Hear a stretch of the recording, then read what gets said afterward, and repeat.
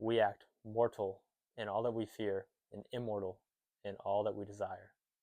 And in reality, it should be the opposite. Seneca gives us the question, though, and when you really look into it, he's not wrong.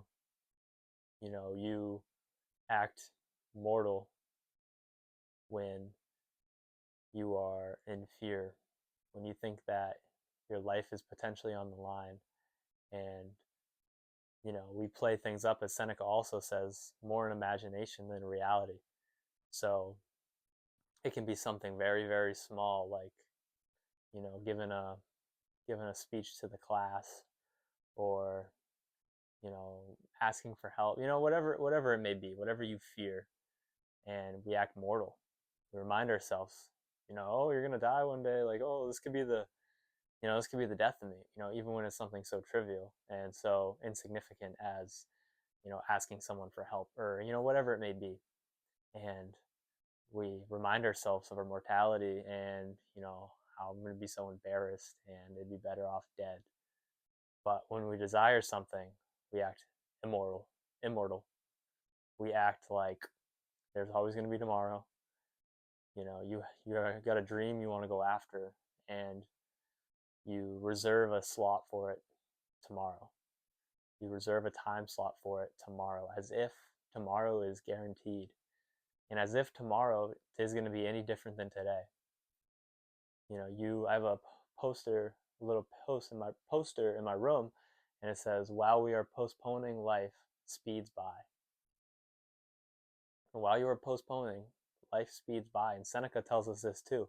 Seneca talks a lot about life and death and fears and desires and mortal and immortal things of this nature. And while you are postponing, while you are putting off your dreams to tomorrow, Marcus Aurelius also says, you could have been good today, but instead you chose tomorrow. And by choosing tomorrow, you really chose to never be good. Because the biggest lie, I also have a whiteboard in my room, and on the whiteboard I have written, the biggest lie in the world is, I'll do it later. You're not going to do it later. You think later in the future you're going to have more time. You think it's going to be easier. You think your schedules are going to line up. You think it's going to be more aligned with what you're trying to do, and it's going to be better, but it's not. It's never going to be easier than it is right now. And it's only going to get harder in reality.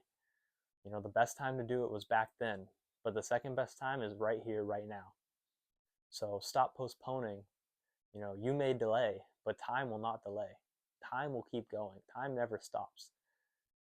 And when you act immortal in all the things you want, all your dreams, all your desires, it's a recipe for disaster, because you'll never get there. You're going to always act like there's a tomorrow there, but there isn't. Tomorrow is not guaranteed. You need to act as if there is no tomorrow. You need to act as if today is your last day. And that doesn't mean go around and give in to every pleasure and vice you can think of. That means live it as if it was your last day. Live it right and justly, and live it going after your dreams. And when you wake up in the morning, take it as a bonus day and another day to go after it. And you'll wind up finding yourself getting closer and closer to your goals and your dreams and the person you want to become. You'll get closer to your North Star, what you want, what your purpose is. But when you act as if tomorrow is a guarantee, then it's a guarantee every day. And there's no sense of urgency on starting. You need a little bit of sense of urgency in your life. You don't want to rush around and being short with people and, all these things. So at the end of the day, you're really just rushing towards death. But you do need a little bit of sense of urgency, because if you don't have a little bit of urgency, then you're never going to start. So you need to remind yourself and your desires that you are mortal. One day you won't have a chance to do it. One day you won't be able to be good. So be good while you can, and go back and touch on the things that you fear. You act mortal in all that you fear, but in reality you should act immortal. Because if you can act immortal in all that you fear, then you can overcome your fears. You won't, as I said earlier, as Seneca says, suffer more in imagination than reality. You won't play it up to be so big in your mind, but it's that fear.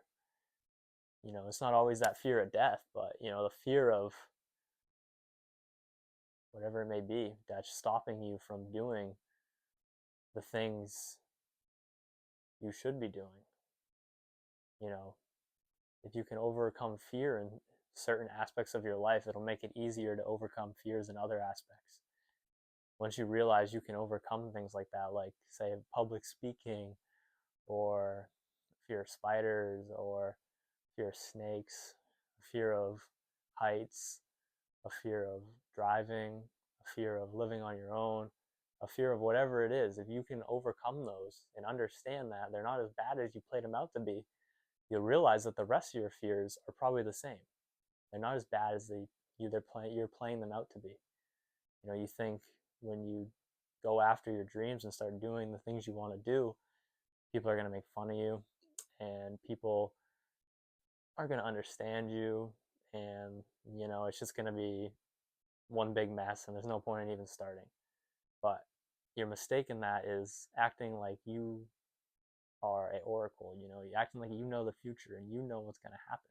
You don't know, so you just got to go for it. And like I said, you're suffering more in imagination. It's really not that bad. Most people suffer more in imagination than reality. It's usually not the opposite. You usually don't suffer more in reality than imagination. So anything you're playing up big in your mind and in your head, remember that and just go for it. And once you go for it on one thing, you'll be more amped to go for it on a bunch of other things. And eventually your fears will be gone because you acted immortal in all of them. You acted like there was no chance you were going to die. And, like I said, that's pretty, and nowadays terms, it's pretty deep. You know, you're probably not going to die going after your fears, but you know what I mean. I feel like you understand the gifs. It's a metaphor. Um, but yeah, you may delay, but time will not. So remember that, and don't let life speed by, because there's a Confucius quote I like, and it's "You may delay," or no, sorry, that's a Seneca quote. That's not a Seneca quote; it's a different quote. But there's a Confucius quote, and it says, "The days and the months slip by, time is not on your side." And how true that is. Time is not on your side. Time is decreasing every day. You are fading away from this world, this earth. You are dying. You can't look at death as something off in the future. You got to look at death as something that's happening to you each and every day. Every second you're closer to death. Every minute you're closer to death. That's why I have this calendar, is your lifetime in weeks, to remind me that it's a thing that's happening. It's not something that's off in the distance. I mean, it is, but it's also happening right now. I'm not getting any younger. I'm not getting any more life. However old I'm going to be is however old I'm going to be, and the clock is just ticking. It's just ticking down lower and lower and lower. And when you're doing things that aren't getting you towards your goals and your North Star and your purpose, and they're degrading you,